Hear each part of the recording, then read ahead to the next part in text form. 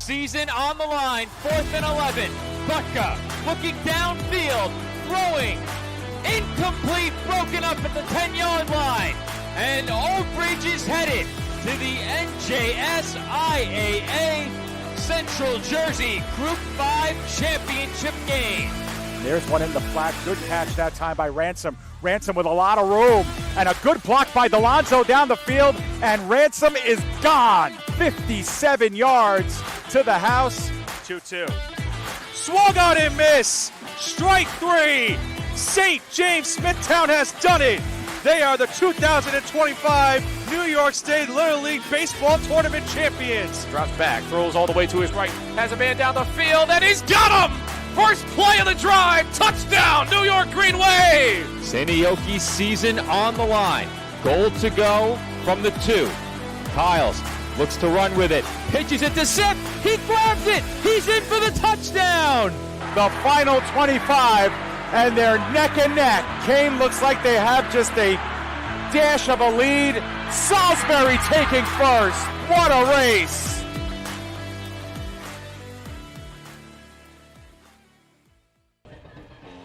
Live from Great Kills Little League in Staten Island, New York, the PDF Sports Network is proud to welcome you into coverage of the 2026 10U New York State Baseball Championship. In our first game of pool play, Mechanicville-Stillwater Little League takes on West Nyack Little League. Good morning, everybody. My name is Joe Foreman, joined on the call by Nicholas Pavona. And Nick, for those who missed our welcome parade, they still might be familiar with our voices. You and I have covered the 12 and under state championship here at Great Kills and formerly at South Shore for each of the last 3 seasons. We're back to cover the 10U state championship this year, and we kick off pool play with a matchup between Mechanicville-Stillwater and West Nyack. Yeah, 2 champions, of course, from their respective districts. You start off with West Nyack, the Section 3 North champions of their district, and then from Mechanicville-Stillwater, they are the Section 2 champions out of the North District, and a great opportunity for these kids here today to have a chance to go to 1-0 in pool play. You and I mentioned it before the parade ended today. Always big if you can start off your pool play action by winning that first game, because then it puts you in an advantage going up 1-0 to potentially go up to a 2-0 record. And if you're 2-0, you're essentially into the semifinals more than likely going into Thursday this upcoming week. So you want that opportunity, but at the same time, you can't look at the factor of being 0-1 being the case of, well, that's it for us this tournament. There's still a lot of baseball left to be played with 2 games afterwards, so we'll see who takes the advantage here in this first game of pool play. Starters are being introduced. We'll throw it down to PA, and we'll be right back with first pitch here on PDF. At shortstop, number 23, Chase Carter, number 23. At first base, number 3, Jack Brescia, number 3. Pitching, number 22, Isaiah Gomez, number 22. In right field, number 11, Giovanni Medula, number 11. Designated hitter, number 7, Cameron O'Rourke, number 7. Catching, number 20, Benjamin Spilling, number 20. Designated hitter, number 19, Nicholas Moraga, number 19. At second base, number 2, Ryan Marks, number 2. In center field, number 5, Noah Carucci, number 5.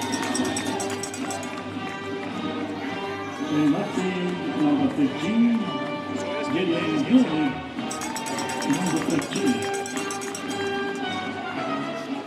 And designated hitter, number 99, Maximus Lasso, number 99.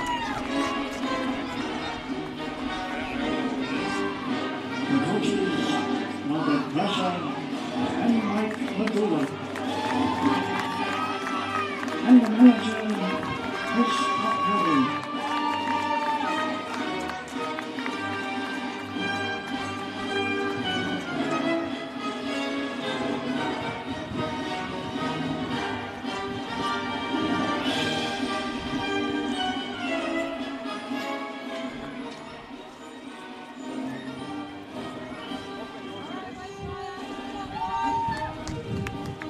and from Mechanicville.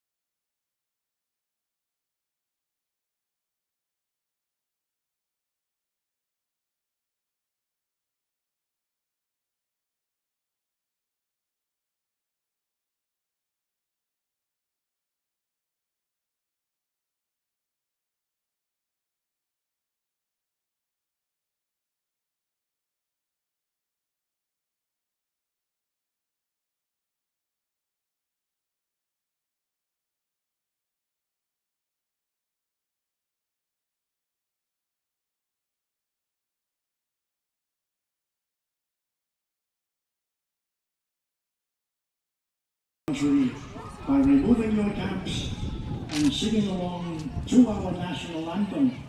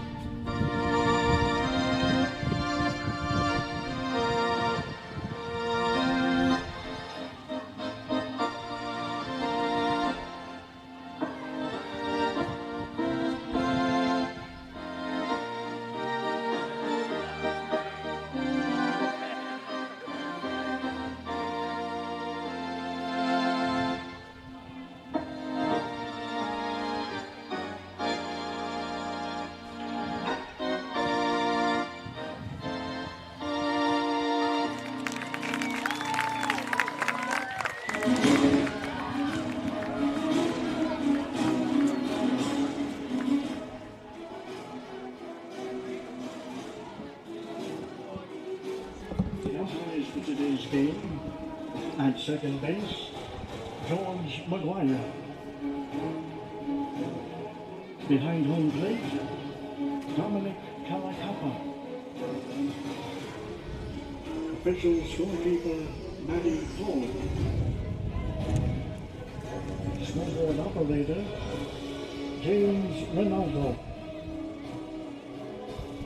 Joe Foreman and Nicholas Bavona back with you from Great Kills Little League on Staten Island as we get set to kick off pool play with Mechanicville-Stillwater taking on West Nyack. This is our opener for the 2026 10U New York State Little League Baseball Championship. One of two live streams going on right now simultaneously here on the PDF Sports Network.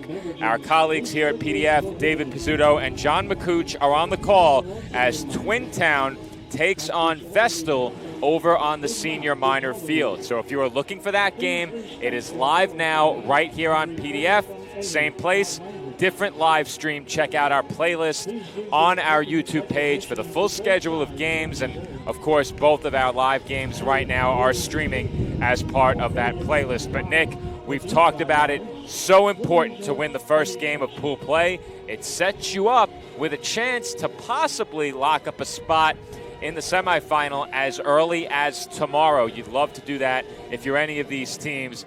These two teams right now get that opportunity in just a few short moments. And before I ask for your insights, Nick, I would like to let our audience know that we'd like to thank our sponsors at ShopRite.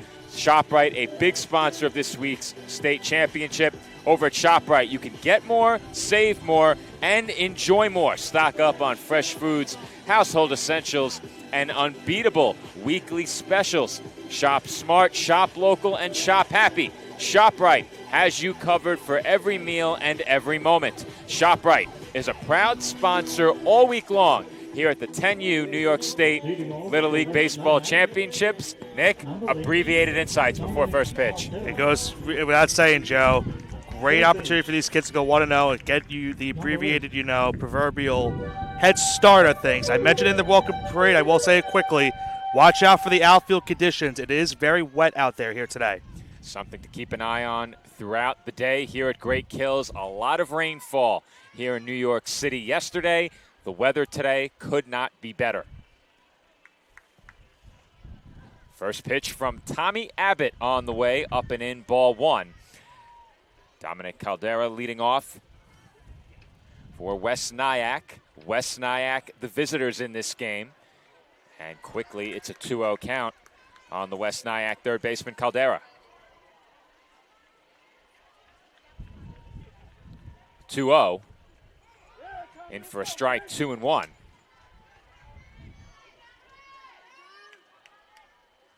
Abbott, very clearly a quick worker. Yeah. And that one's fouled back, 2-2. Not much time, really, in the batter's box to get ready for the next pitch. Certainly not. A quick, easy delivery. Looks so effortless out there on the mound. The count has run back even, 2 balls and 2 strikes. Abbott's pitch on the way. And it breaks around the plate a bit high, 3-2. So it just missed on that outside corner. And the payoff pitch is hit in the air. This one coming down on the infield. And the catch is made by the second baseman, Dodge. One away in the top half of the first inning. Chase Popcave, That will bring up Chase Popcave. number 23. I made this note to you also during the starting lineups. All the West Nyack players having helmets on to start this game. You don't really see that very often, where the introductions are made and every single batter from the opposing side came out with their helmets on. First pitch to Popcave, taking low, ball one. And Nick, you and I were joking off headset. That's quite the show of confidence. Is that in anticipation of batting around, perhaps? Has hit another pop-up on the infield. And there are 2 quick outs. That one put away by the shortstop, Chase Picciavalli. Jack Brescia, Snow cone on that catch right there out towards second base. But number after a 3. full count, first at bat, 2 pitches gone right there to get the first 2 outs of this inning. 2 up, 2 down, and that's despite a 3-2 count to the leadoff hitter as Jack Brescia takes to the backstop for ball one. Brescia gets the start at first base for West Nyack, and he's quickly ahead 2-0. You and I spoke about it, Nick, at the end of the week for us. It's destination West Nyack, as that is popped up on the infield. And again, it's put away by Picciavalli for the final out. It's a 1-2-3 inning on the mound for Tommy Abbott. No score as we head to the bottom half of the first inning.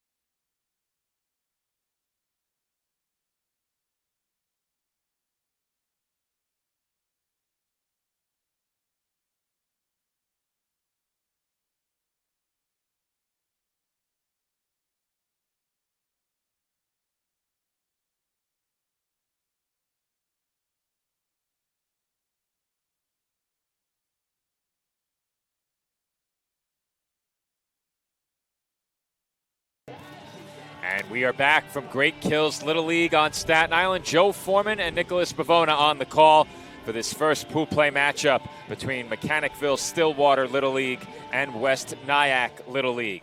It was a 1-2-3 top half of the first inning at the plate for West Nyack.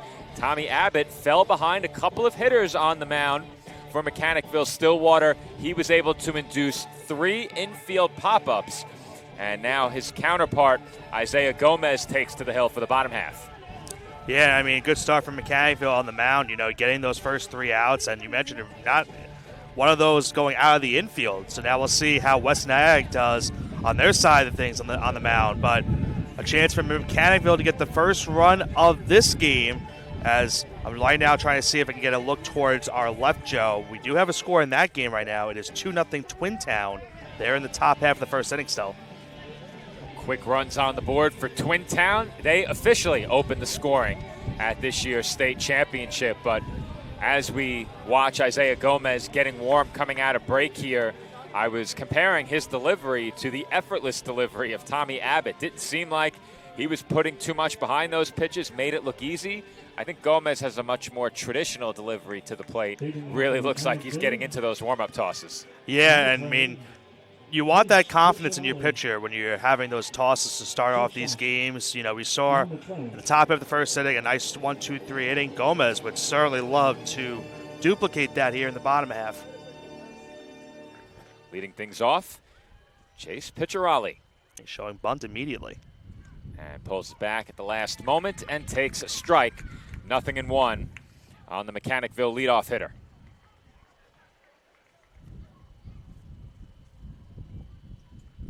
The 0-1. Hit sharply into left field for a leadoff hit. Picciarelli scorched that one through the left side, and Mechanicville has a leadoff base runner. Yeah, no question about it. Not a chance over at short right there for West Nyack to make the play. And how about this start? Second pitch swinging, and it's a leadoff single right there from Mechanicville. Easton Calangione, the batter. He gets the start at third base for Mechanicville. And again, hitter showing bunt. Could it be the approach to take a strike? Well, you see over at third base, they are creeping in a little bit to try to make sure that they don't allow that bunt to go down the third base line. But we'll see if they maybe try to lay one down. Caldera, the third baseman, as you see the movement off of first base by Picciarelli after that pitch. I'm not sure if he made his way into the frame. Might have just been a bit outside of it. 1-1 is bunted at. Caldera handles. He had a play at second, and there's a nice scoop over at first base by Brescia. Officially, that goes down as a sacrifice. That's a good job playing the hot corner right there, having to make a quick decision, a quick throw over to first base. But it's a good sacrifice because now it gives Mechanicville a runner in scoring position. That will bring up Jack Keltz. Now, watching that in live action, Nick, did you think they had the play at second? I didn't think they did. Really? I thought they had it not only by a wide margin, but very easily as that one gets to the backstop and allows Picciarelli to move up to third. And the reason I say that, Joe, it's kind of an awkward throw from where you're throwing down that third base line to getting over to second. And I feel like even if the throw was made, I think he would have been safe. Really? I think the easiest way and the safest play is to throw to first base. It is a safe play for sure. But with that last wild pitch a couple pitches ago, now the runner's over at third. Count 1 ball and 1 strike. And if you're Keltz, you're just looking to put this one in play, infield at standard depth. It would have to be hit pretty hard to even think about coming home with 1 out.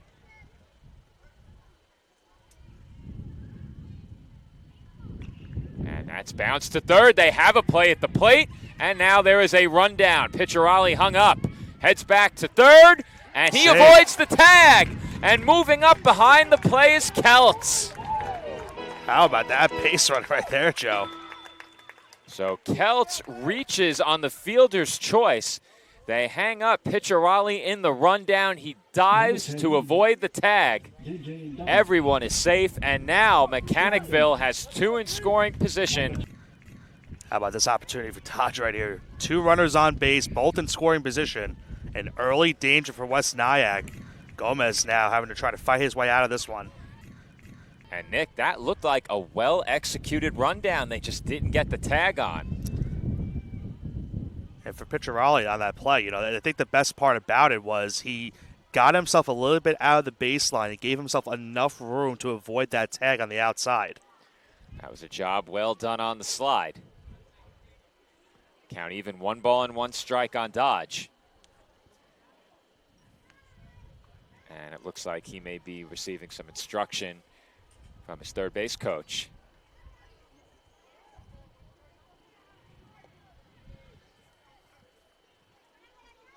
Dodge shows bunt and takes a knee-high strike, 1-2. Yeah, you can't think he's going to bunt in this spot, especially with a 1-1 count before that, because you don't really want to lay one down because it doesn't give it an opportunity to bring that runner home from third. Dodge just got a piece, fouls that one back. And not only does the advance by Kelts put 2 in scoring position, but it also leaves the only force play for the defense at first base. That's something to keep in mind as well. Gomez looking for a strikeout. That won't do it. And the count evens, 2 balls and 2 strikes. Yeah, they're in a dangerous spot, but if you're Mechanicville, you mentioned it before, you want to at least get that runner home from third. And that is taken downstairs, ball 3. Necessarily not the worst thing if Gomez was to walk him. It would load the bases, but would force the out at any base. Payoff pitch. Hit softly to third. They come home again. And out is the call. Voice crack and all, Nick. Picciarelli out at the plate, moving up to third is Kelts. And initially they did not make a call at the plate, Nick. I thought perhaps Picciarelli was somehow able to avoid the tag, but they apply it, and he is out. Good job to stay with that play behind the plate by Benjamin Pistilli. Yeah, look at it right here at home. You mentioned it. It looked like he once again avoided the tag, and they kept saying, tag him. I heard it from up here. I think he avoided it, Nick. It was close. Very close. But that will be the second out of the inning. Runners on the corners, and again now, Dodge between first and second will trot over. So another wild pitch will move a second runner into scoring position for a second time.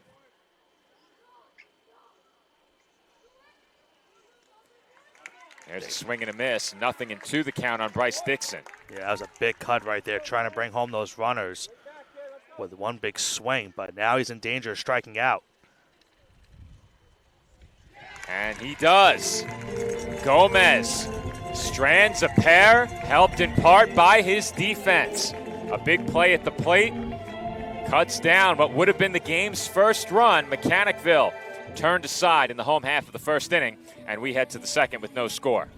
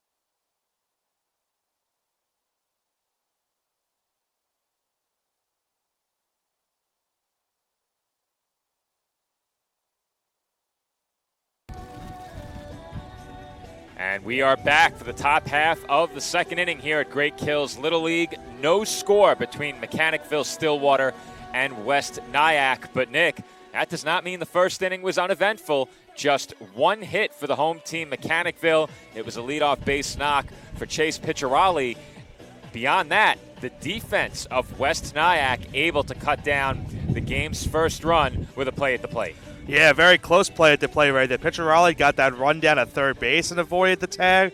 Could not avoid the tag, though, at the plate. A big out for West Nyack. And credit to Gomez in that infield as well. It was only a runner on third with only one out, and they were able to avoid giving up any further damage and keeping this game scoreless heading to the top half of the second. You have to monitor the pitch counts in Little League as well. Gomez threw 19.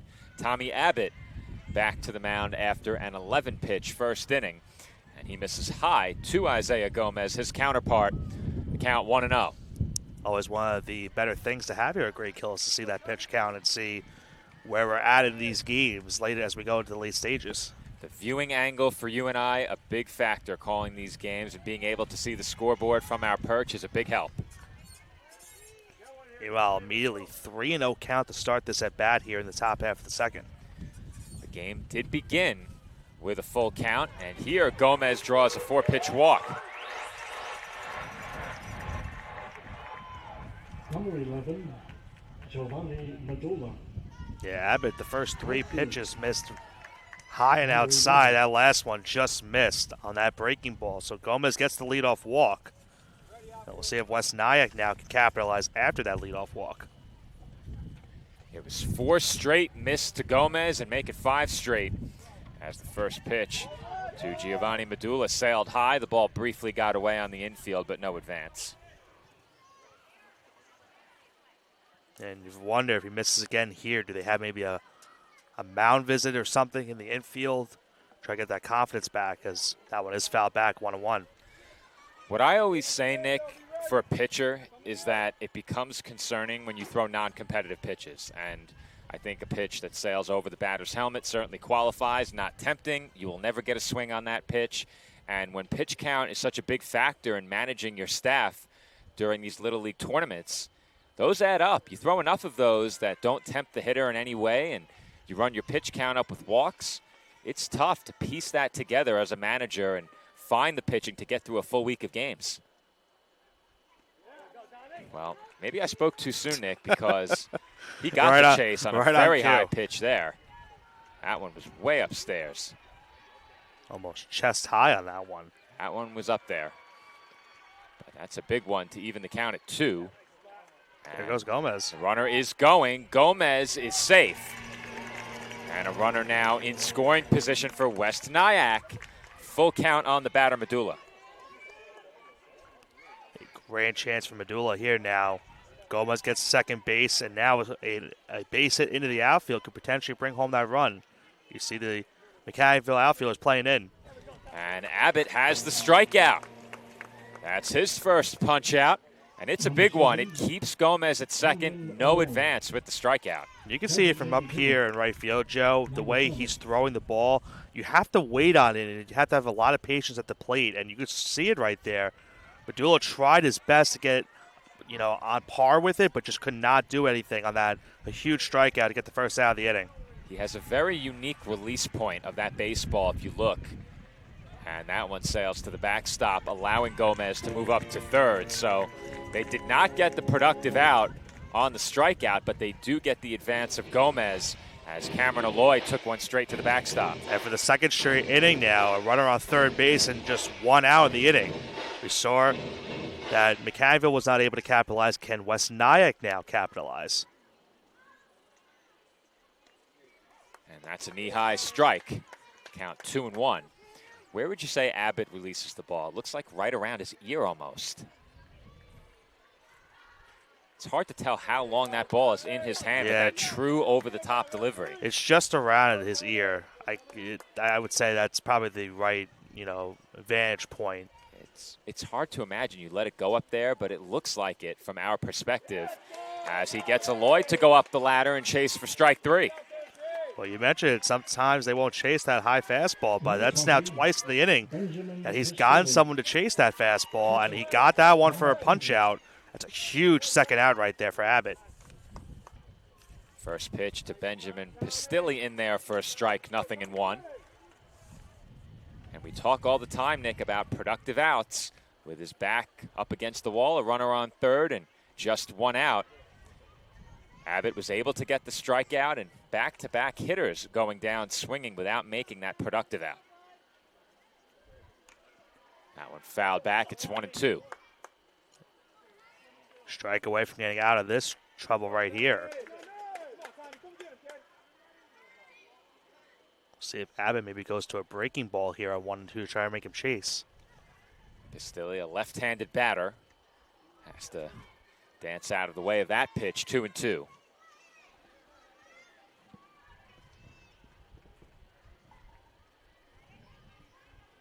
Two-two. Off the corner. Full count. Here, the Mechanicville-Stillwater fans certainly wanted that one. They thought that they had strike 3, but at full count. Our first aspiring umpires of the week. Won't be the last. Certainly not. From time to time, we will aspire. Now, I'm not sure what the conversation is towards the mound. Home plate umpire going towards Abbott. I'm assuming that if there's a conversation here, it has to do with the delivery or the foot placement on the rubber. That's what it looked like about the placement of the rubber.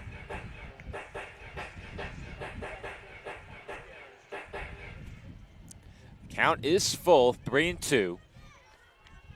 Second full count of the game that Abbott has worked in. And he misses up and away, ball 4. So Pistilli works the walk, and that will put runners on the corners with 2 outs for West Nyack. Number 19, Nicholas Mariah. Nicholas Mariah to the plate here. Number 19. Chance for the West Nyack extra hitter to give his team the lead as he takes a strike. The runner takes off, and they steal a run, Nick. Yeah, I'm not sure why they threw the ball towards second. It didn't look like the middle infielders expected a throw. And behind the plate, Kelts immediately delivered the ball. It's a swing and a miss, 0-2 on Mariah, but that brings home the game's first run. And Nick, I'm with you. I was shocked that they threw it. And like I said, I don't think the middle infielders expected a throw. But give it credit towards first base and Pistilli because he initially started running towards second and then went back to first. He made sure that throw was made. We're going to look at it before we go to break, Joe, but there is a strikeout to end the inning. But that's a huge misplay right there to give West Nyack a 1-0 lead going into the bottom half of the second inning. Abbott sets down Mariah swinging. He strikes out the side. And as we head to break, we will get one more look at that double steal, or perhaps not. Bit of a deke over at first base by Pistilli. That draws the throw. Gomez in with the game's first run. And it is 1-0. West Nyack leads Mechanicville as we head to the home second.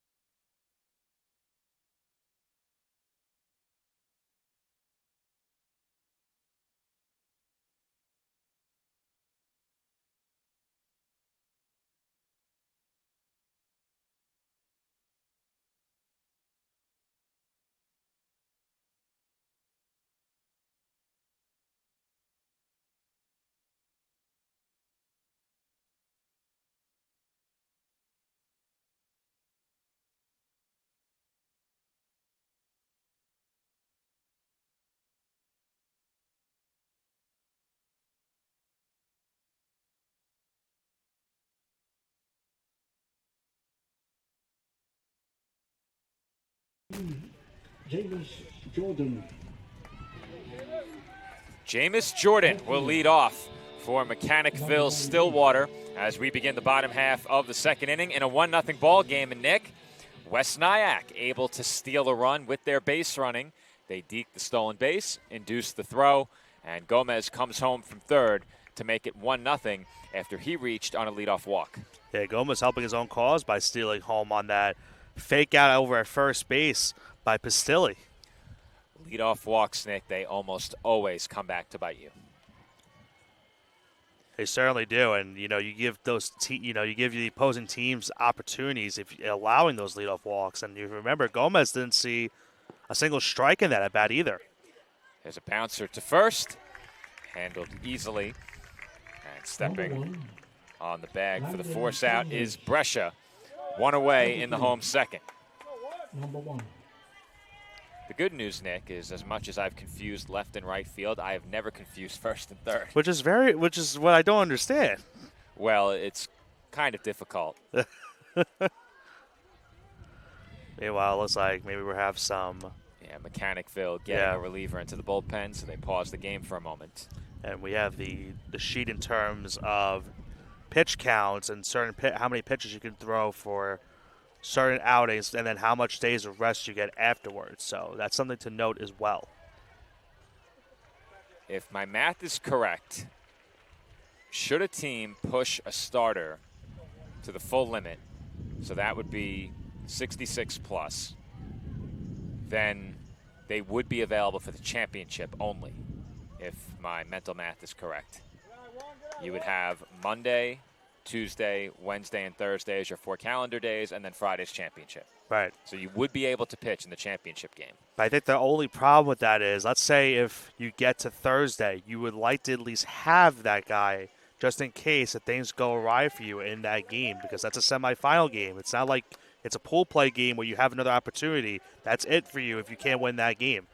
So to your point, Nick, if I'm making the call, and we don't know these rosters well enough to determine who's the 1A, the 1B, and so on in terms of pitching staff. Meanwhile, the count is 3-0 on Landon Saunders. But if I was making the decision, I think I'm throwing my top pitcher in game 1 of pool play, 51-65. Yeah. 3 calendar days rest. You get them available for the semis. Now, if it's a very close game and I'm winning 1-0, 2-0, I might be willing to push my starter all the way to get that first win. Meanwhile, it's a walk for Saunders and a 1-out base runner for Mechanicville. What do you think about that? I don't hate the idea, because I think you want to at least give your opportunity for your 1A pitcher to be available on Thursday. And, if you don't want to use him on Thursday, that's good, because you hopefully for your sake, you're in a position to win, as they almost get Saunders over at first base. But I think it's in a spot where you need to keep that pitcher available for those 2 days just in case. Yeah, it looks like there's a bit of glitching from our center field camera. We'll keep an eye on that as Tommy Abbott faces his counterpart here. He's behind 1-2. Abbott, a right-handed thrower, but a left-handed hitter. And that bounces in. It was blocked, but unable to secure it in time to make a throw was Pistilli. Over to second goes Saunders, and Mechanicville now has the tying run in scoring position. We'll see if Abbott in a 2-2 count can maybe help his own cause. Gomez helped his cause by stealing home. Can he now help his own cause by getting a base hit? And Abbott went around. That is strike 3 swinging. Number 33. 2 away, Cam and Meyer. forced to hold at second is Saunders. And Abbott looked like he was a little bit indecisive on that swing, Joe, because it looked like he didn't initially want to swing. And at the very tail end, he check swung, but it was a strikeout nonetheless, and a big second out for Gomez. Again, a show of bunt ahead of the first pitch, this time by Cam Myers, but he takes a strike. Count 0-1. The scoreboard has gone out in center field, Nick. And that one is fouled off of the home plate umpire, 0-2. Yeah, that's an unfortunate sight to see right there, so can't really do mental math of pitch count. We're back. Okay. Scoreboard-wise, anyway. Yeah. you and I not linked to the scoreboard on our live stream. There's a chopper, right side, and the short flip over to first is in time to retire the side. Runner stranded in scoring position for Mechanicville. They've now stranded 3, and we head to the 3rd inning. West Nyack on top, 1-0.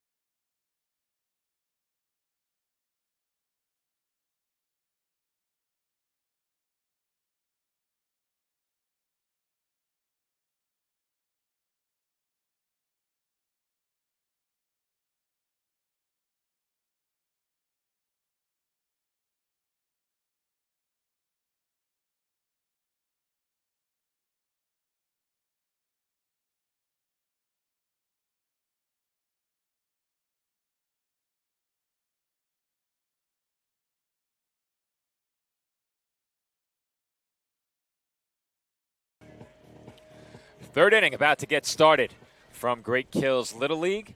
West Nyack back to the plate, looking to add to a 1-0 lead. Ryan Marks is the batter, and he takes strike 1. And there's a bunt. Popped up off the glove of the catcher Kelts. Now, is that your old E2DF, Nick? What do you think? Nah. Too sudden? Yeah, too sudden. There goes the water. That ball always falls, honestly, every time we do a game. That thing is a weapon. Yeah. You could hear that on headset, I'm Yeah. sure. Count 1-2 now. Yeah, I'm not a statistician, so I won't. I know I've done some of it during my day, but That's cop out. I don't. I don't. But envy I'm making with that. you. I don't think you give that an error. I think it was too sudden. Marks goes down swinging. That is the 4th consecutive out recorded by strikeout for Tommy Abbott. Center field, number 5. Noah Colucci to the plate now. First pitch from Abbott up high, ball 1. Very curious how he throws his next pitch because it looked like he changed his windup just a little bit, Joe, if you noticed. Misses outside there. He's going into a little bit more of a traditional windup on this upcoming pitch. Still throwing the exact same, but goes back to the original method he had before, but it's a 3-0 count now. Well, we've seen a couple of at-bats play out like this. 3-0. We saw an at-bat become 3-2. We saw a 4-pitch walk that came around to score in the second. That's in for a strike, 3-1. That last pitch, number 44 for Abbott. We mentioned there was action in the bullpen during the previous inning. Nothing now, as that misses low for ball 4. Third walk issued by the Mechanicville right-hander, and we will see if that is all. Number 15. It's going to be, Joe. So they will keep him under the 50-pitch threshold, which will require 2 calendar days of rest. And a pitching change is coming on the other side of this break. We'll see if we can catch it. It's Landon Riley. Before we head to break, you got it, Nick. Riley, the new pitcher. He will get warm, and we will take a break off headset. 1-0 West Nyack over Mechanicville. The visitors have a runner on first with 1 out here in the top half of the 3rd inning.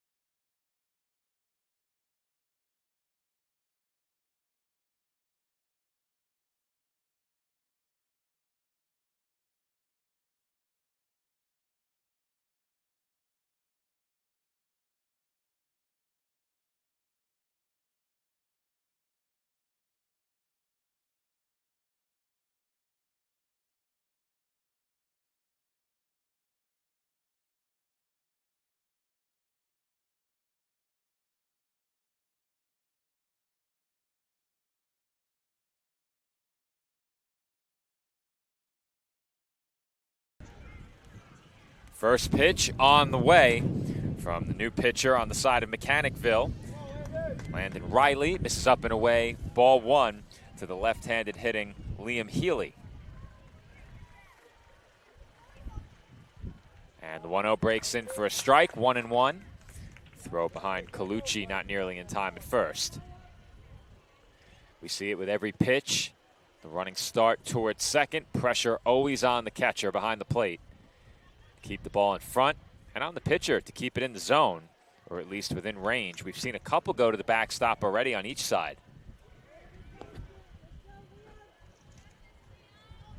Count 2-1 now on the West Nyack left fielder. He shows bunt, and he did get a piece. 2-2. Somehow able to make contact with that. It's a very low pitch. That barely grazed the underside of the bat. 2-2. In there for strike 3 called. How about that breaking ball? That was a great pitch right there by Riley. A sharp breaker from Landon Riley. He comes on in relief and strikes out the first batter he faces for out number 2. Number 99. Maximus Russo to the plate. The ball to the backstop. And over to second goes Colucci.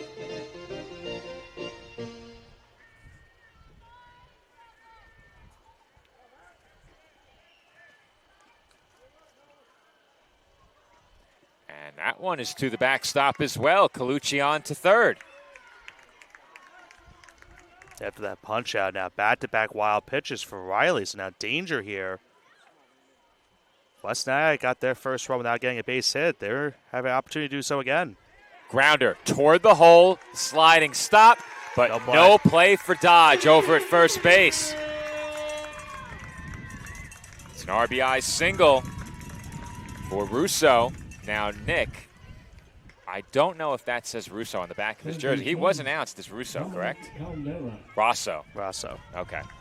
I could have sworn he was announced as Russo, so that is my mistake. It is Maximus Rosso with the RBI base hit.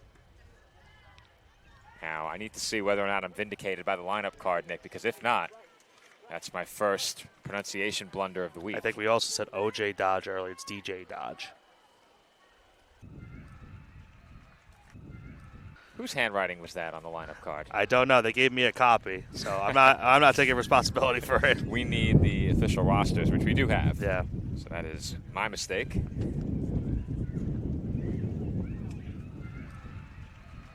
That one skips in, 2-1 the count. Meanwhile, it's back to the top of the order. Dominic Caldera at the plate.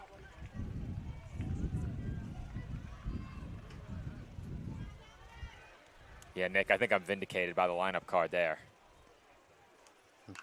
As that is ripped on one hop to short. Long throw, skips to the fence. Almost took out the first base coach in the process. Both runners move up, and that's evasive action taken over there in the first base coaching box. That was a good stop in the hole by the Mechanicville shortstop, pitcher Ollie. The throw arrived on one hop, but Myers could not scoop it. Yeah, what do we call that, Joe? What would you, or what are you scoring That's a that hit. as? That's a hit. No doubt that's a hit. That's what I thought too, but just wanted to double check. Yeah, it's certainly a hit. Now, you do have to charge an error somewhere for the advance. Yeah. You could flip a coin there. We're just going to put it in as error. I don't want to make that decision on the air. So no single, it's an error. Well, it is a single, but it's an Single error allowing yes. the advance. Okay. Well, either way, Joe, this game could potentially spiral out of control for Mechanicville right here if they don't get this final out. A base hit could potentially make this a 4-0 lead for West Nyack. And not saying that it would be over if that was to be the case, but you don't want to be in a 4-0 spot here in this third inning. So this is a big, important out right here for Riley if he can get it. Do you happen to have the West Nyack lineup that was delivered to us earlier, or do I have it? I did give you the paper. I have it, and I'm not vindicated by that lineup. Maximus's last name was spelled correctly. Well, get those first day jitters out. Jitters? I take offense to the suggestion. We're 4 years deep now, Nick. I know.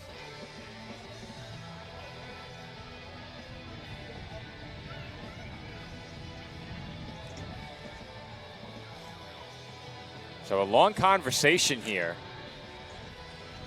And I'm not exactly sure what the delay was, Nick. I think it's an equipment issue behind the plate. Oh, okay, I didn't see. Because the catcher is not out there right now. Didn't see the catcher vacate. So right now, Kelts is getting an equipment adjustment off the field in the Mechanicville dugout. Now, are they making a change behind the plate? I think they made a change, yeah. Okay. That, I assumed, was more likely than an equipment malfunction. Now, from here, it's really difficult to tell who came in. And we did mention, Nick, there were a couple that ended up at the backstop. Perhaps that may have played a role. If not, I would suspect he goes down to the bullpen. Yeah, there's a chance maybe he could start warming up. And here comes the runner from third. No one's covering the plate, and the tag is in time. How big of an out was that right there? Huge right there for Mechanicville. They needed that one, and they get the big out at the plate. Rosso tagged out. We do not know who replaced Kelts, but the young man coming out of that first base dugout immediately makes an impact, diving to apply the tag and cutting down what would have been the third West Nyack run of this game. We head to the home third. It stays 2-0. Visitors on top.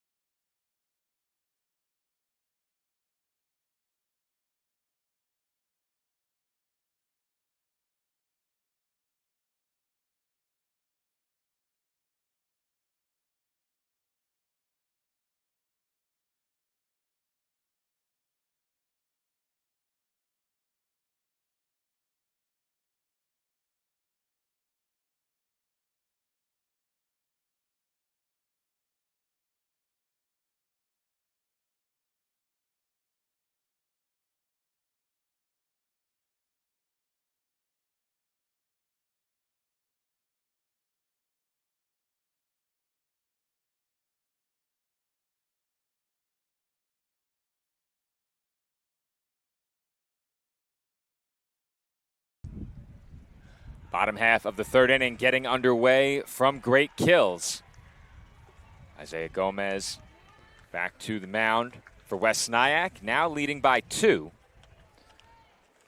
Nolan Bloomingdale, the batter, and that skips in for a ball, 2-0.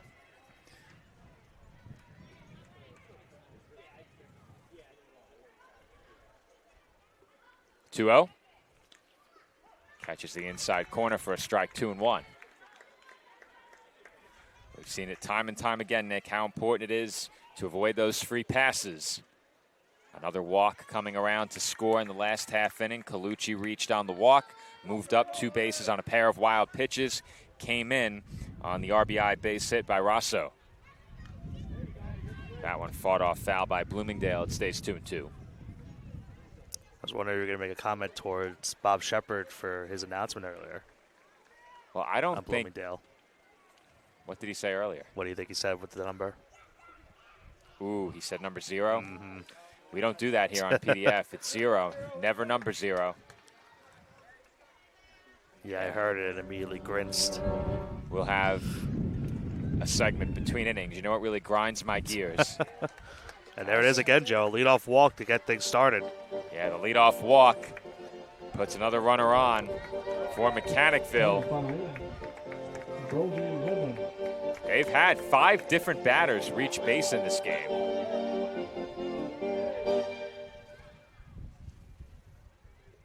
Yet to score a run. So that's taken high by Brody Weber. Yeah, 42 pitches here for Gomez, so we'll see how long he goes into this game. Keep an eye on that 50-pitch threshold. It's where you are to begin the at-bat. Now, Nick, if you're West Nyack here, is this game comfortable enough where if Gomez is not, let's say Gomez is a pitcher that you'd want to use again in the semis, do you think about pushing him beyond the 50 pitches? I don't think you're in the spot right now to say so. It's a 2-run game. I know you would like to have him maybe throw a good amount of pitches in this one to make, ensure yourself getting the win. But I think you're in the spot where anything's really possible. I think you would like to have him go the full distance, but at the same time, it's a tough decision for a manager because you want to look ahead as well. Not further look ahead, but you might be looking towards Game 2 or Game 3 of pool play to maybe use him once again. But that's back-to-back walks now to start the inning. Well, I think command issues might make the decision to go to the bullpen a bit easier. And they might do it now, Joe. Looks that way. So it appears, Nick, that these managers are looking at that 36 to 50 pitch mark. We'll see. It doesn't look like they're going to take him out just yet. I think it's just going to be a mound visit. They haven't taken the baseball. Yeah. And, Nick, we have not seen any action in the bullpen for West Nyack. So And I think the reason why, Joe, is because I think you have to think there's going to be a bunt in this at-bat for Mechanicville because you move both runners into scoring position and have a chance with one base hit to tie the game. So I think right now it's just a talk about command issues as well as strategy of coming here for West Nyack.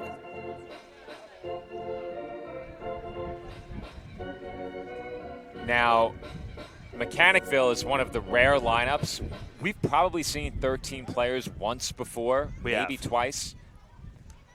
What would you say? Maybe one team on the baseball side of things. 13 players? Yeah. Maybe once? Yeah, we've seen it. I feel like we've seen it a couple times. Really? I thought the average is usually 12, but when you have a 13-batter lineup, to turn it back over to the top of the order is tough. And credit to Gomez here. He's gotten ahead. 0-2 on Landon Riley, but as the 0-2 is chopped to first, there's going to be a bit of a tough play. Gomez fielding his position well, gets over to cover, and they get the out at first. Now, that effectively serves as a bunt, Nick. Yeah, swinging bunt right there. And what I was going to ask you is, with 12 and 13 due up, does that change the strategy in terms of laying down a bunt or not laying down a bunt? I don't think it does. We've seen in a lot of these previous tournaments where the bottom half of these lineups make dividends and make some big plays with their bat. So I don't think it really makes a difference in terms of where you're bunting in the spot of the order. And also give credit to that last at bat. He was able to go up, and that was a really tough pitch for him to even make contact with. But he was able to effectively move both runners up. And now it's a dangerous spot for West Nyack. A base hit could tie this game at 2. But meanwhile, Gomez is now behind the count 2-0. The key there is that the ball was hit to the right side, as the 2-0 is in for a knee-high strike. The count 2-1 on Ben Skera. Huge spot here for Skera, and the infield is in, Nick. And there's a chopper right back to the mound. They throw to third, and they get the out there, allowing the run to score. That's a tough spot to be in as a third baseman, and getting that out in a 2-run game is an important one. But they did allow the run to come home, where it looked like they had a play at the plate. Yeah, I thought so too. I thought they were going to go towards the play on the play, but that was not the case. And Mechanicville will take it. They'll run as much as they possibly need to right there. You'll see the play over at third base on the rundown, and they take advantage and get their first run of this ball game. Still have a chance now with 2 outs to maybe bring home that runner from first base, but a big out still nonetheless for West Nyack to get it. That is a very, very unusual play, as that sails high, and now it's 2-0 once again, this time on the leadoff hitter, Chase Picciarelli. He has one of the 2 hits in this game for Mechanicville.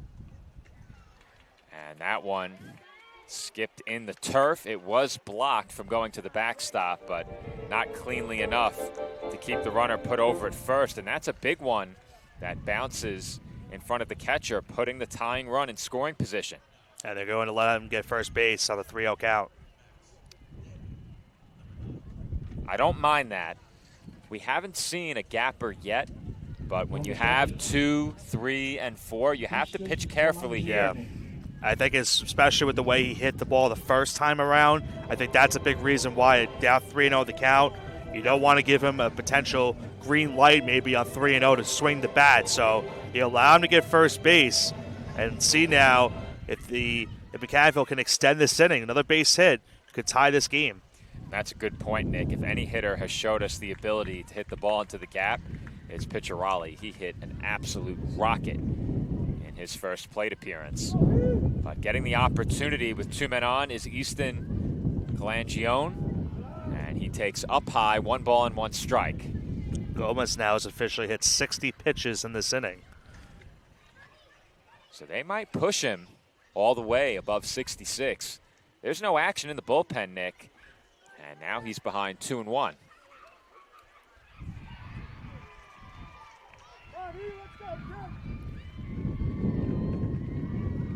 Big pitch here on 2-1.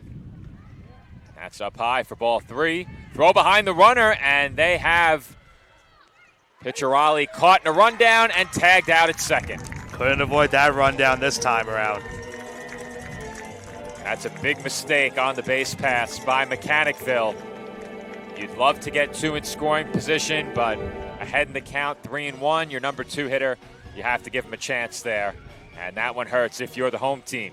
However, Mechanicville on the board for the first time in this state championship. They've cut the West Nyack lead in half. It's 2-1 visitors as we head to the 4th.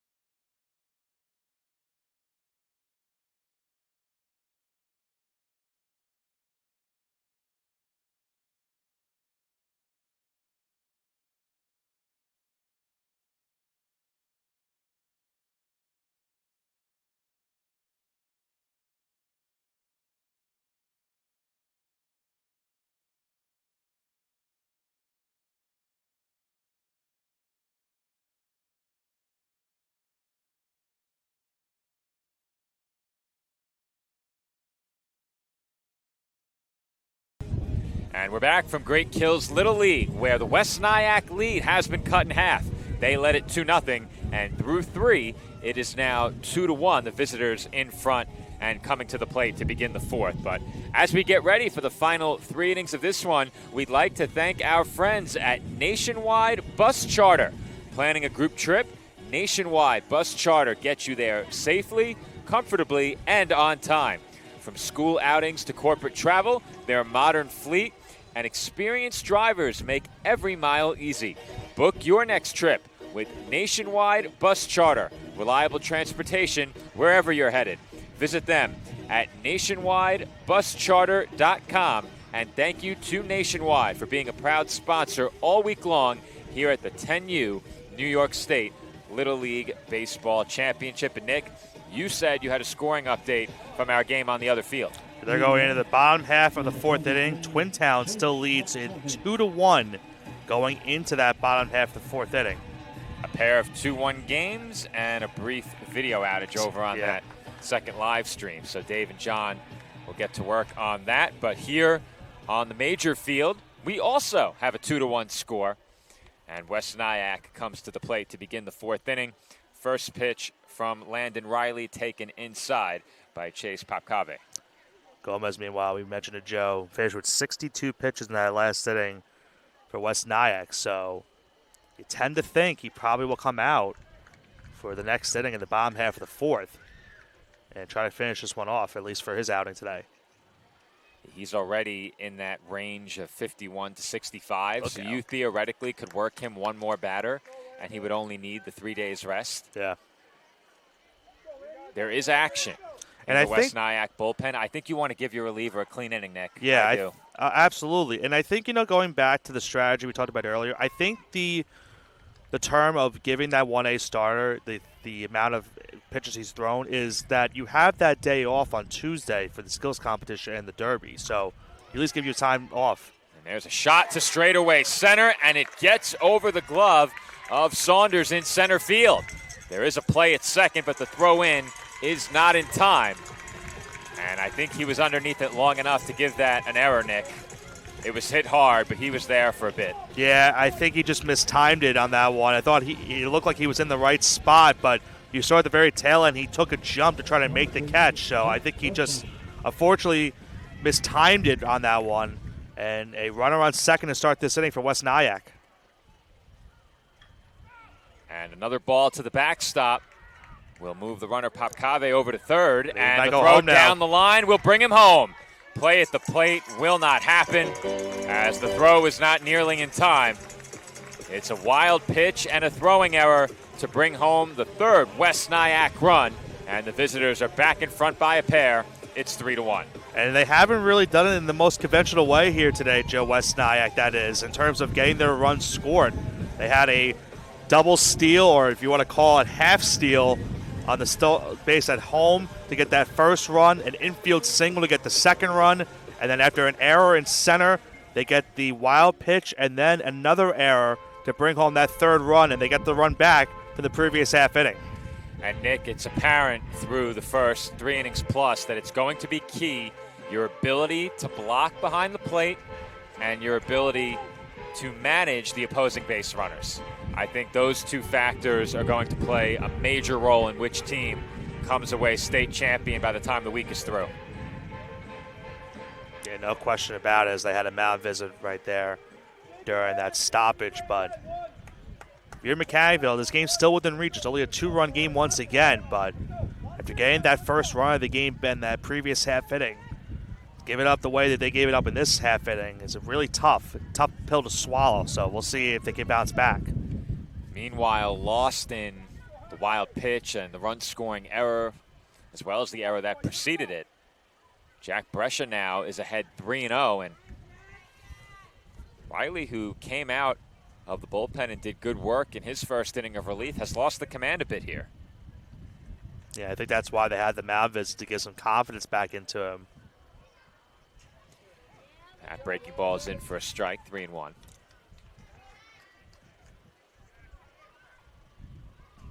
Now, do you call it a breaking ball? Or do you call it more of a changeup, just taking a bit off? As that one is lined into left field for a base hit. Making the effort at short was pitcher Riley. It just cleared him. First hit of the inning for West Nyack, their second base runner. And Isaiah Gomez will come to the plate with a chance to help make himself a winner. Yeah, Brescia with a nice base hit right there. Just gets past the shortstop into left field, but Danger's now here from Mechanicville. Still nobody out in the inning. And I mentioned it in that last inning where there was some, potential for more damage for West Nyack when they had second and third. And still 2 outs, a chance to make it a 4-run game. Gomez could certainly help his cause here with an extra base hit. 1-0 on the inside corner for a strike, 1-1. Well,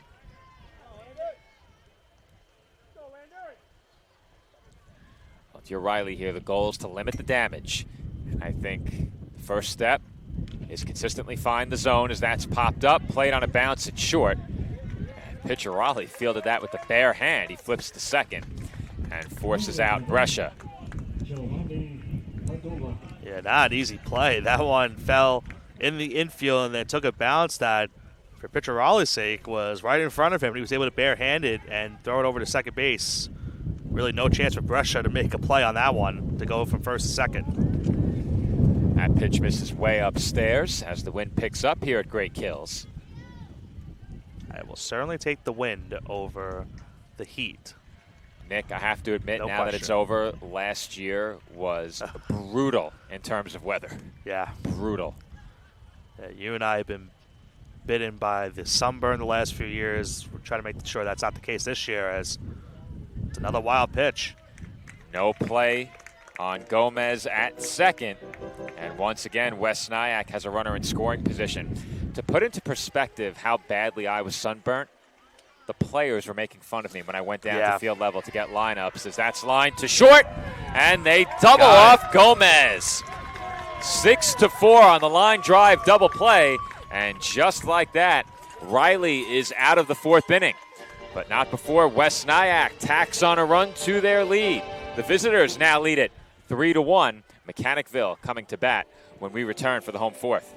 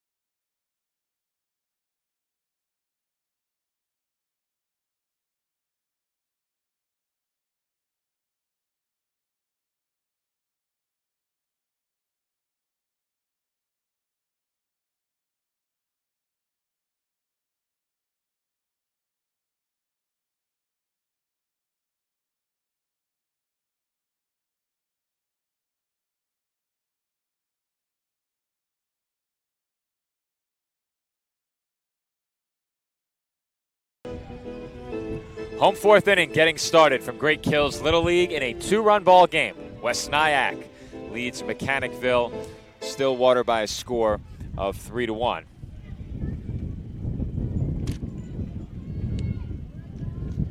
They were able to at least limit the damage, just giving up the 1 run, but after getting that first run of the game, now they're back down 2.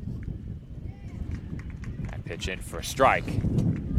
And Nick, the wind is getting very strong up here. Our covering was about to blow away. I'm anchoring it down right now as I call the action. That one fouled back. Now, we had a covering set up last week. It was ripped from the base and snapped at the point of the umbrella up top by the storm we had. So, new cover engaged. There's a chopper right back to the mound. Throw to first in time. Now, getting a quick look, they did make the pitching change, Nick, as we suspected. Yeah. New pitcher into the game is Dominic Caldera. It's a great outing for Isaiah Gomez. He had to contend with some walks. He navigated quite a few base runners throughout his 3 innings of work, but allowed just 1 run. And that's hit out to shallow right field, down for a hit. Throw to first, not in time. So it's a base hit for Jack Keltz, following the dribbler off the bat of Easton Calangione. 1 man on, 1 out for Mechanicville. Just the second hit of this game for Mechanicville-Stillwater, if I'm not mistaken, and they now bring the tying run to the plate after that base hit. DJ Dodge to the plate now. Dodge reached on a fielder's choice earlier, advanced into scoring position on a wild pitch, and he's ahead 1-0 here. So officially Gomez finishes with 62 pitches on the day. There's a strike on the inside corner, 1-1. And with that, he will be required to rest for 3 calendar days. He will be available for the semifinal as that one is popped up and out of play. I was holding my breath on that one. I'm not parked over there. But. I would not advise parking along that fence line, though the netting is very high. Yeah. But it has gone over that netting a lot. Oh, it sure has.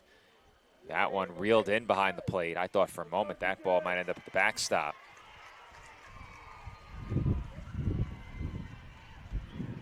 Count even at 2 now. Hit him. And Dodge is hit by the pitch. Tying runs on base now. Yeah, that's certainly stinging for Dodge right now. He's a little bit of some pain. That definitely hit him around the wrist area, it looks like. Yeah, that might not be the preferred way to get on. They're working out that right arm. But I think Mechanicville-Stillwater will take it.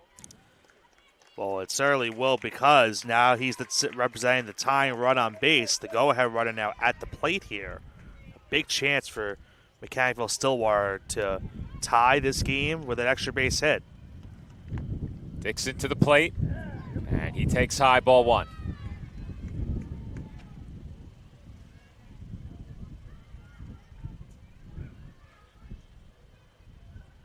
The 1-0. In at the knees, 1-1. I think, Nick, in a worst-case scenario, if you're Mechanicville, you want him to hit it to the right side, put 2 in scoring position again. And he chases high there, 1-2. We've seen a couple of times today these hitters chasing a high fastball, but it's a pitch that if you make contact with could make a big dividend if that's the case. But there's a big wild pitch once again. No need to put it in play to the right side now. A wild pitch moves up both runners, and a base hit here could tie the score. You see the West Nyack outfielders playing a little bit in just to make sure that doesn't happen. And that is blooped off of the overhang. Yeah. For a moment there, Nick, I didn't realize it hit the overhang. Yeah, it took me a second, but yeah. Gotta be on your toes if you're West Nyack here defensively. Don't want to allow a slow dribbler or something to bring home a run or get a base hit. And there's a line drive, base hit in center field. The runners had to hold and make sure it got down, so that brings home just 1. And a good job out in center field right there by Noah Colucci, which I will point out, because if him playing in, he was able to keep the ball in front of him and hold that runner over at third base. But nonetheless, it's now 3-2, tying run at third, go-ahead runner at first. And Nick, it's also important mentioning Colucci in center field not to try and do too much. You lay out and dive for that one, it gets by you, you could end up trailing. So good restraint there, and he did get it in quickly, as you mentioned. Meanwhile, it's now a 2-0 count on Jameis Jordan. And do you think at some point maybe they try to send Dickinson over to second base, maybe induce a rundown? It's possible. Now, again, Nick. There he goes. He is taking off, and they'll let him go. Now, I believe you're right. I said Dixon. I have another misspelling on my lineup. Yeah, it's Dickinson. I apologize for that. That's bad, Nick. Another that wild one gets pitch, to the but backstop. not far enough for the runners to advance. Meanwhile, though, 3-1 count now. In danger of loading the bases. We'll see if I can blame the lineup card again. Yeah, as to say, let me see a picture of it. I probably can't. But as you said, Nick, 3-1. And they're respecting the bunt here as that's in for a strike. And I don't think that was one of maybe he's going to lay down. I think that's one where you try to see if the pitcher throws a strike. And he did right there, full count. This is a huge pitch right now in this game. By far the biggest pitch of this game so far. That was line foul. That was a tough ball to make contact with, Nick. That's what you call a defensive cut right there, Joe, because it looked like he was indecisive about swinging, and at the very last second, he just made contact with it. Really tough swing right there to keep this at bat going. That's a good job to stay alive.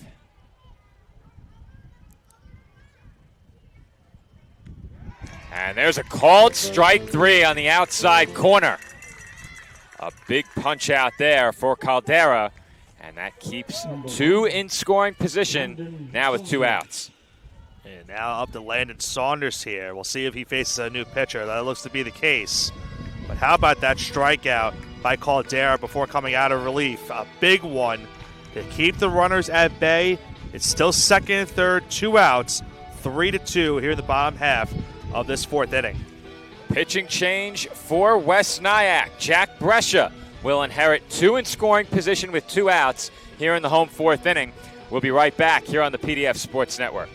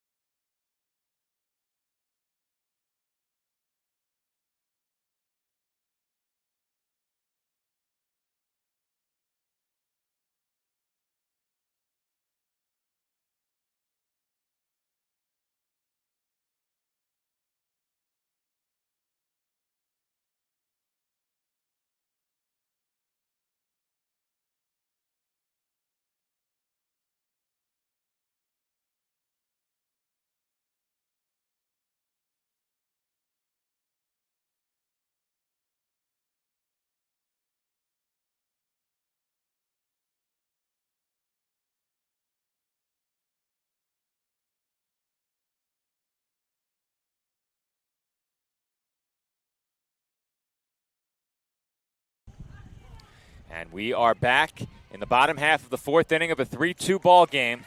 First pitch from Jack Brescia in for a strike. 0-1 the count on Landon Saunders. Big spot for Saunders here as well as Brescia. You got second and third. And the inning is over just like that, Nick. Yep. Chopper right back to the mound. And Brescia does great work in relief to record the final out. However, Mechanicville back to within a run again. Each team with 1 run in each of the last 2 innings, and we head to the 5th in a 3-2 score.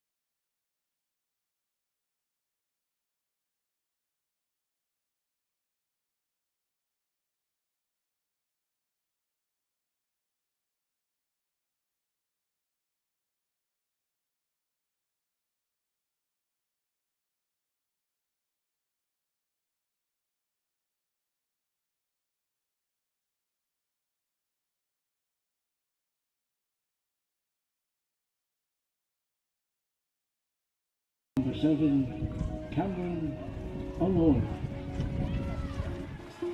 Cameron Alloy will lead off here in the top half of the 5th inning, as West Nyack still leads this game by a score of 3-2. First pitch swinging, grounded over to third base. And just like that, one pitch, one out to get things going here in the top half of the 5th inning. This is Nicholas Pavona rejoining you for the call. My broadcast partner, Joe Foreman, is making his way over to the senior minor field right now. It appears that 2 of our cameras out in the outfield have gone out in that field. So he's going to try to see if he can fix that for our broadcast partners, David Pizzuto and John McCooch. So for the time being, I will be with you solo here on the call. A 3-2 game here in the top half of the 5th inning. Last time I checked on that side of things, it was 6-1 Twin Town was leading that game as that one hit foul. And, oh, that definitely hit a car. I talked about it last half inning. That netting, while high, still not safe for any cars parked down the third base line. As that one is into the turf. Count now 2-1. Benjamin Bastilli at the plate here. Responsible for one of the biggest runs in this game. As he drills that one, and a great catch over at second base. That is a phenomenal play over at second by DJ Dodge. And there is now 2 gone in the inning. A really tough line drive. We're going to look at it in just a moment. But quickly 2 gone here in the top half of the 5th. As that one crushed out into left, and it gets over the left fielder and in for a base hit. Rounding first and heading to second. It's cut off. They will not have a throw. Nick Mariah with a double here with 2 gone. Will extend the inning for West Nyack. A great chance here for them to get back that run they just lost the previous half inning.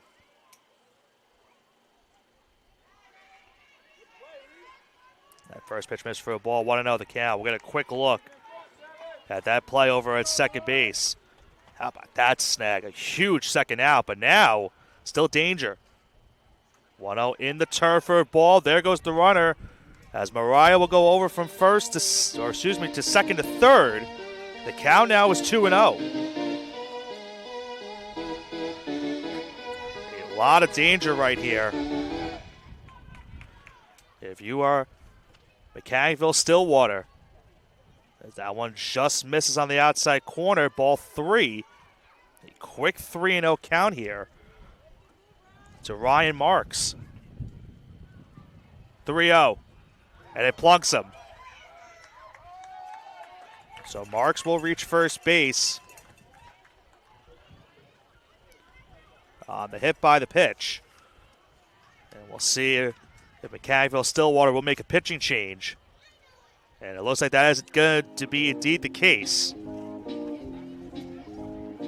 if I'm not mistaken, it looks like Ben Scara is going to be the new pitcher here for Mechanicville-Stillwater. It comes into a big spot.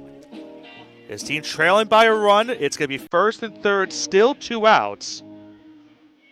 But we'll see if he is indeed the pitcher. I thought initially they were giving him the ball.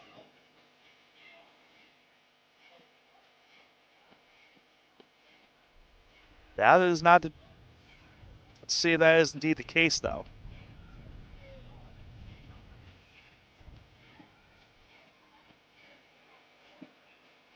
And that will indeed be the case. So Ben Scara is going to be the new pitcher here from Mechanicville-Stillwater. Big spot with 2 outs. He's got runners on first and third. His team trails by a run. We'll be right back.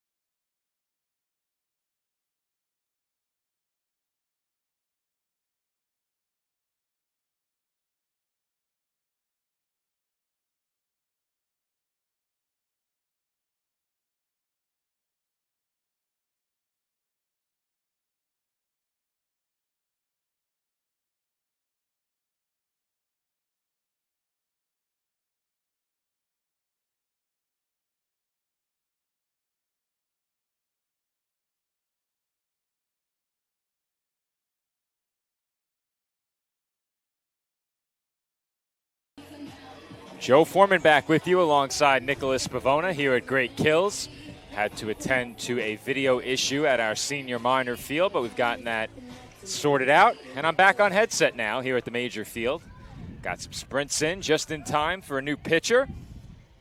Ben Scara now on the mound for Mechanicville. And Nick, he comes in a very big spot here. Consecutive innings, his team has cut the West Nyack lead down to a run.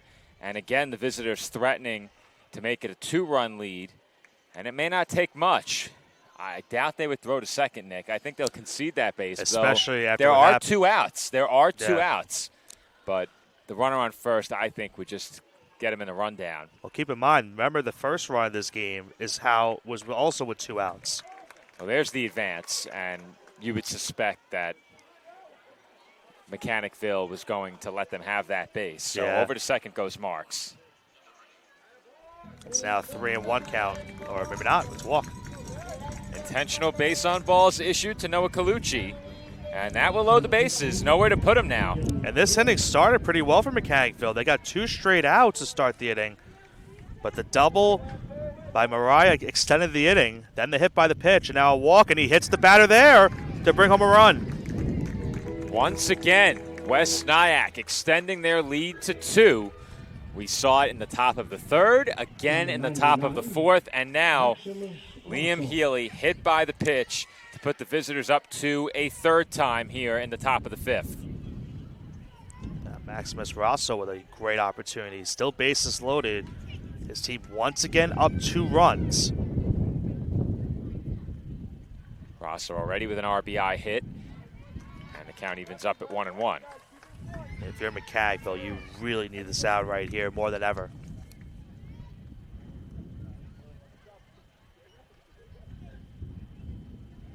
And there's a good stop behind the plate. Now, Nick, I don't know if both teams have made changes there. I think it was just Mechanicville. They do not pass us defensive substitutions. So we would have to eyeball it, as that one is lofted foul. Just beyond the fence line. And you also missed it, Joe. Car did get hit.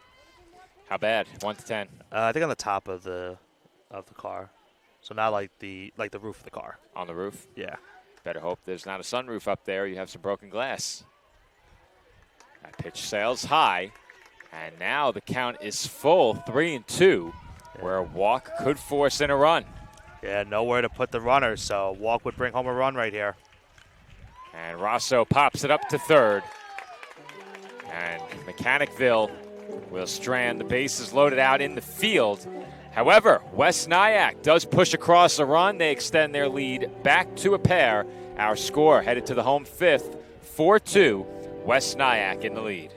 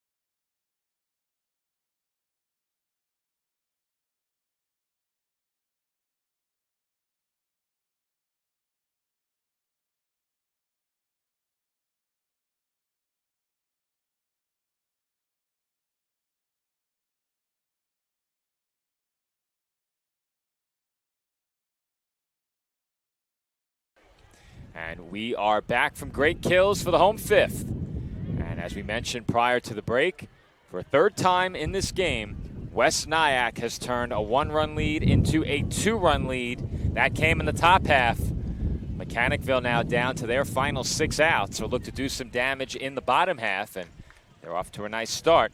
It's make that a 2-0 count on Landon Saunders. Though I think that's the final out of the last inning. That's Abbott. You're right. So what did Saunders do to end the last inning? Oh, it was when I sprinted over to the other field. Yes. What was the final out? Do you remember? I'm trying to remember off the top of my head. Well, we know what the first batter did here in the home 5th. It's a walk. Yeah, it was the final out Number 33, Cam of the Myers. home 4th inning. Immediately I knew we had announced Saunders in before. Yeah, I don't remember what he did. But I dropped the headset and sprinted over to the second field when that inning ended. I always could look it up, worst case. No big deal. Yeah. That pitch taken low, ball 1 on Cam Myers.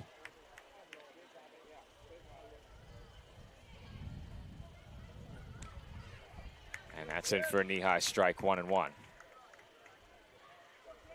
I want to say he bounced out to the pitcher, Nick.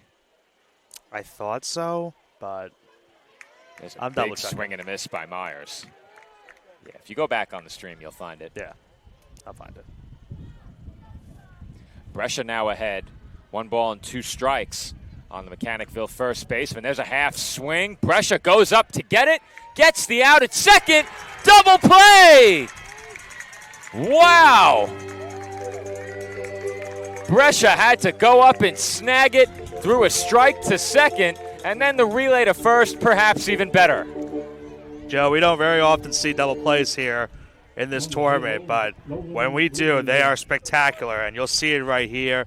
Great throw to second, even better throw over to first base just to get that 1-6-3 double play. Brescia to Popcave, pitcher to shortstop, and then Gomez on the receiving end over at first. Just like that, 1-6-3, 2 outs in the home 5th inning. Nolan Bloomingdale at the plate here. And that breaking ball had him ducking out of the way ahead of strike 3 called. Brescia, after the leadoff walk, says no matter, induces the double play, helped in large part by his own snag, and then the strikeout brings the 5th inning to a close. We head to the 6th. West Nyack looking for some insurance. They lead 4-2.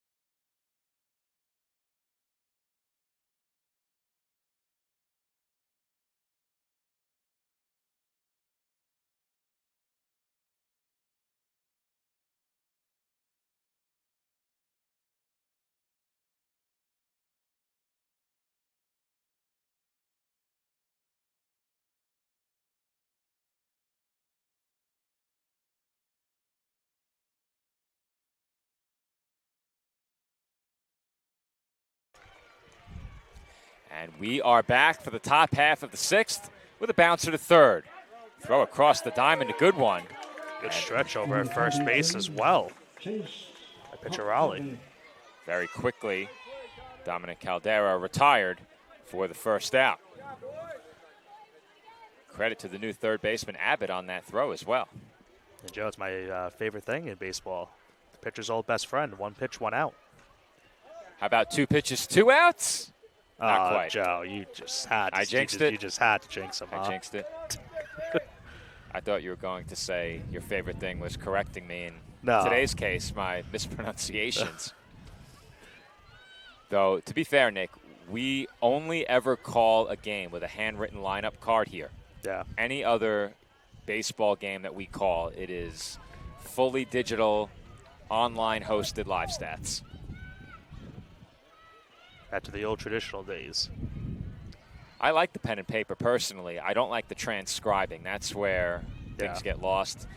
In this case, syllables get dropped in translation, letters change from a D to an O. So I showed you the photo. It looked like an O. It did. It did. It did. Should have known better. There's a bounce to the short, and they won't have a play here. It's a base hit for Chase Popcave. Second time he's reached. The first came on an error back in the fourth.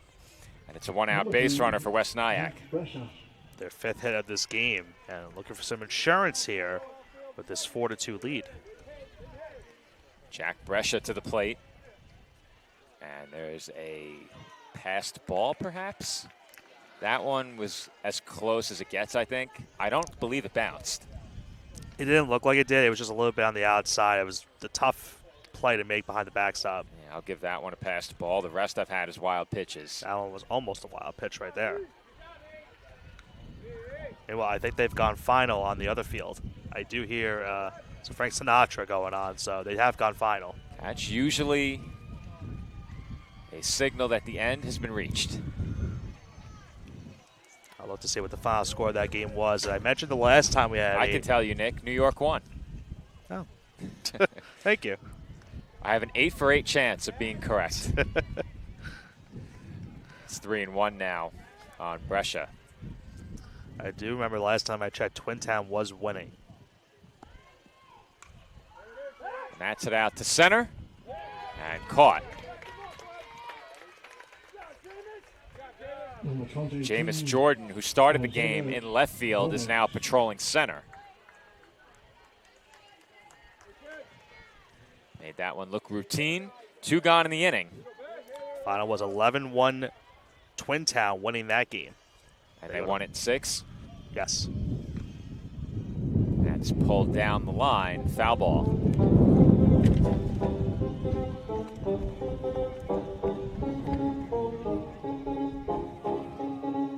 Isaiah Gomez to the plate here. No correction. They won it in 5.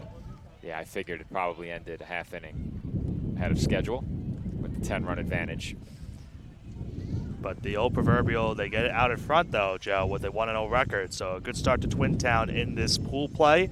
We'll see if they can go to 2-0 tomorrow in their second game of pool play. And there's a liner into left and all the way toward the warning track.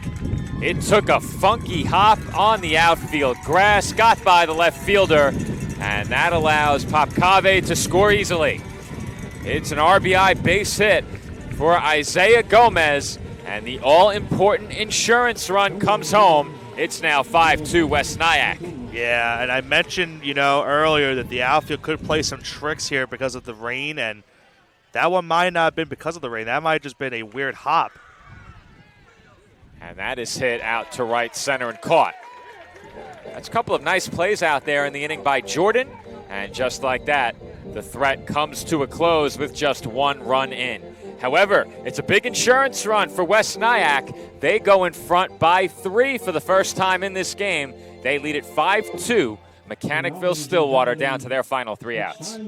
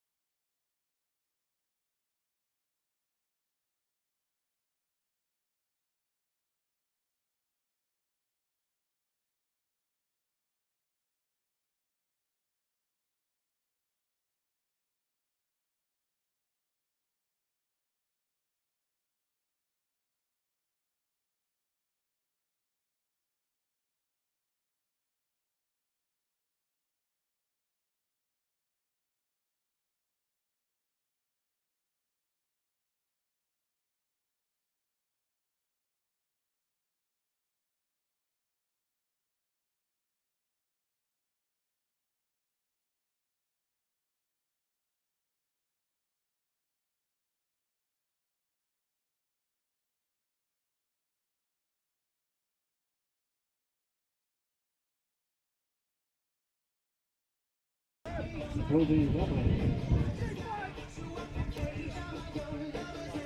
And we are back for the home sixth inning here at Great Kills Little League. 5-2 our score.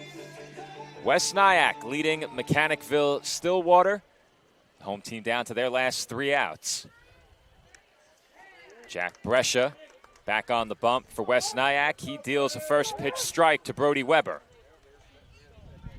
Weber walked in his first at-bat as he takes off the plate 1-1.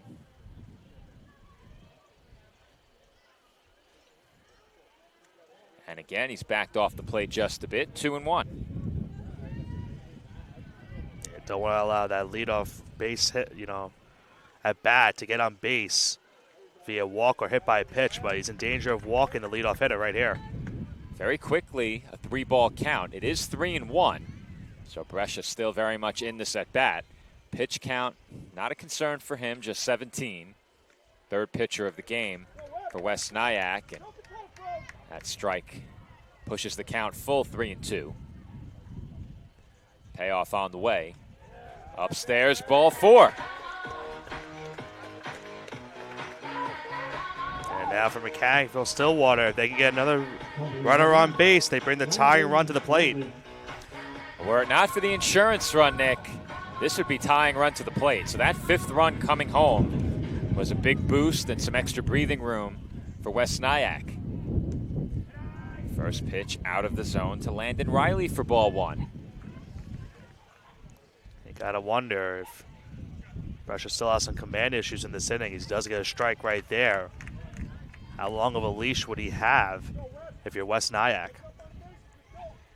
Well, there is action in the bullpen for West Nyack.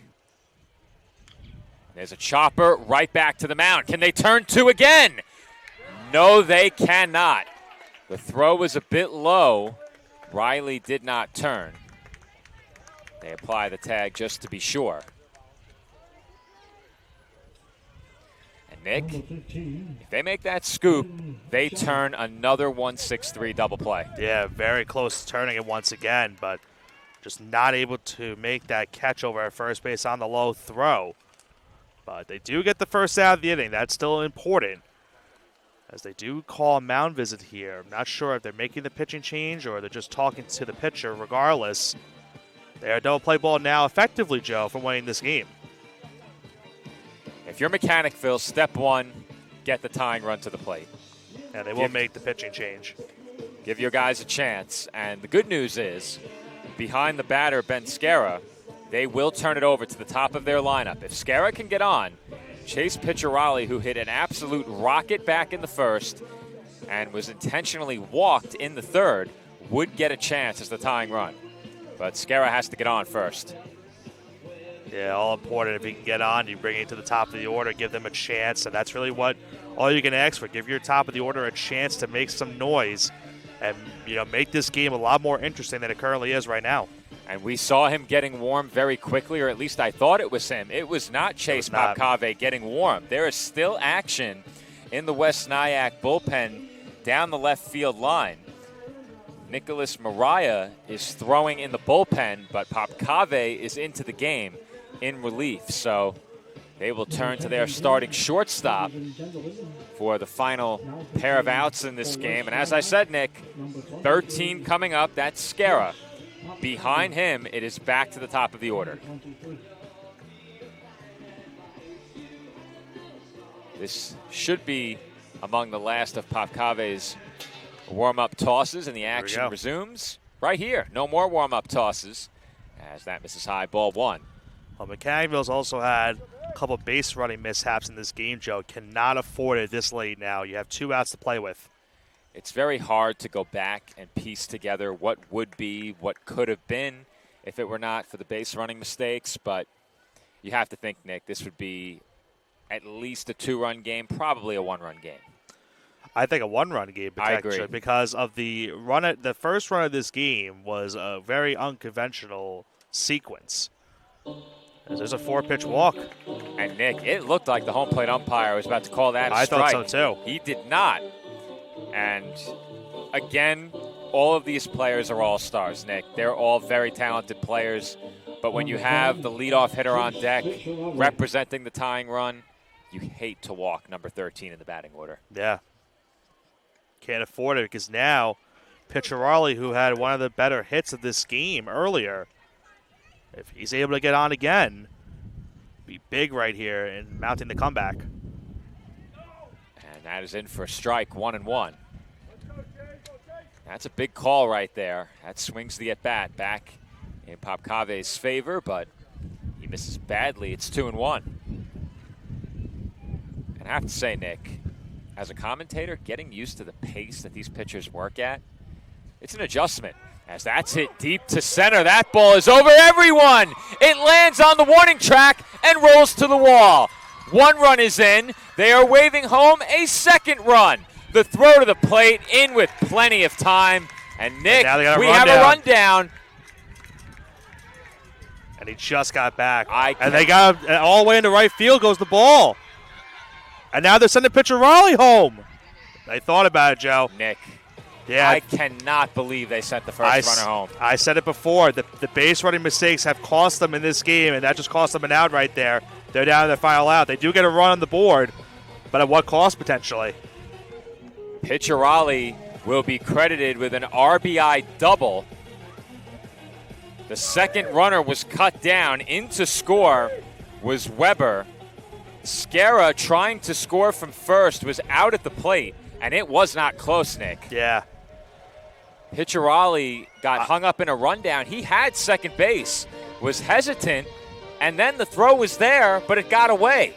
I was of the same notion as you because the ball was hit over him, but it was a good relay right there by West Nyack to get the ball back into the infield. I thought they would have just held it to second and third with still 1 out with a 5-3 deficit, but instead it's 5-3, 2 outs, runner at third, and now Mechanicville-Stillwater down to their final out.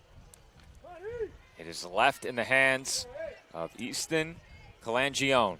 What a wacky sequence that was. Yeah, Nick, I was surprised that they tried to send the second runner home, and I get why you would consider it, because then a wild pitch, and you may be tied. However, with the frequency that the ball has gotten to the backstop, you might get 2.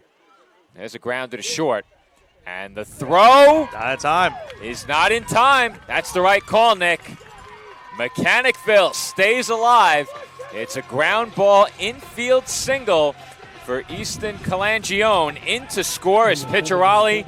It's now a 1-run game. And, Nick, that insurance run is huge now. You stole it right from the words, took up the words out of my mouth, Joe. That was exactly what I was going to bring up. That insurance run is huge as now the tying run moves into scoring position. Well, the pressure is on big time in this spot for Popcave. Kelts did get a single his last time up. That pitch misses off the plate, 2-0. And if he were to walk Kelts, that would mean that the winning run would be on base. And the 2-0 is in for a strike. Gotta wonder, Joe, would this be his last batter? We did see Mariah warming up earlier. And there's a liner, caught. And that will do it. Off the bat, I thought that might find its way into right field, but West Nyack survives the late rally by Mechanicville-Stillwater. And Nick, we are treated to a thriller in our first game of pool play. The visitors hold on to win it 5-4.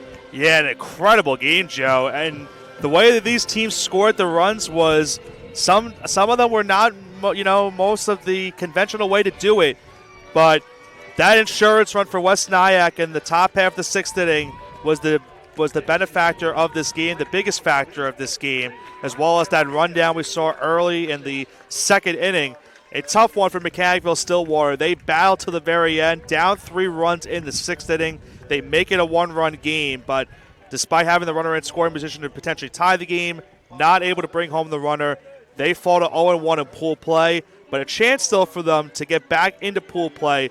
2 games remaining for them here this week and tomorrow as well as Wednesday. But for West Nyack, they go into a 1-0 head start, and it would chance tomorrow in pool play to go to 2-0 and give themselves a really good shot of making the semifinals on Thursday. West Nyack survives the late rally of Mechanicville-Stillwater to win it 5-4, a one-run game to open pool play here on the major field. More action to come here on the major field, as well as continued action over at the senior minor field. We have Penfield and Massapequa Coast coming up next. I'll give my vocal cords a rest now, and we will head to a break between games. A thrilling finish to game one here on the major field. West Nyack knocks off Mechanicville-Stillwater 5-4. Penfield and Massapequa Coast coming up in approximately 35 minutes, right back here on the PDF Sports Network.